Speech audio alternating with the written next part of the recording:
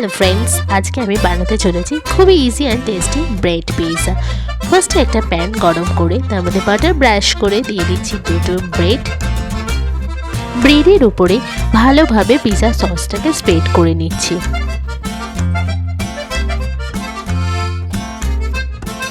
টপিংয়ের জন্য নিয়েছি capsicum, onion, baby corn আর নিয়েছি স্প্রিং অনিয়ন।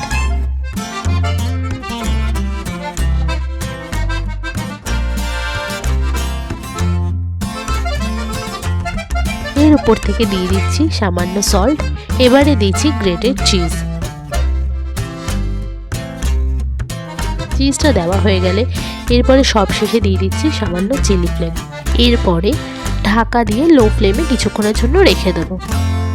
এইভাবেই তৈরি আমাদের আজকের recipe bread pizza. Thank you.